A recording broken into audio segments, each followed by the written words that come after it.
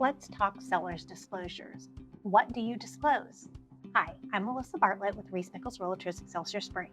This is vital to ensure that you are safe during and after the sale. I highly suggest going over disclosures with your agent prior to the home going on the MLS or prior to buyers seeing the home. We want them to have previously reviewed the disclosures prior to making an offer. This will help ensure the buyer doesn't back out from things they should have already been made aware of. There can be more than one set of disclosures that need to be filled out and disclosed. This is a safety net for not only the buyer, but also the seller. Anything from whether you have a pool or septic tank, whatever you know about would have to be disclosed. It's the number one way to avoid a lawsuit, so this is important to understand. When you're selling anything that has ever been repaired, replaced, modified, added, fixed, or changed, it needs to be disclosed. One of my common sayings to my clients is, if you must ask me if you should disclose it, the answer is most always going to be yes.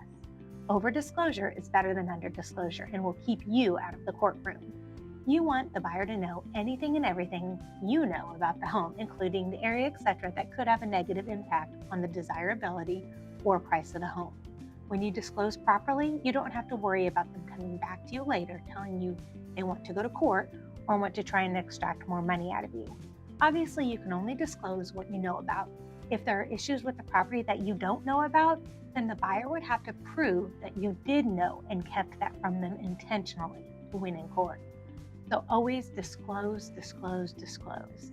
I'm Melissa Bartlett with Reese Nichols Realtors Excelsior Spring.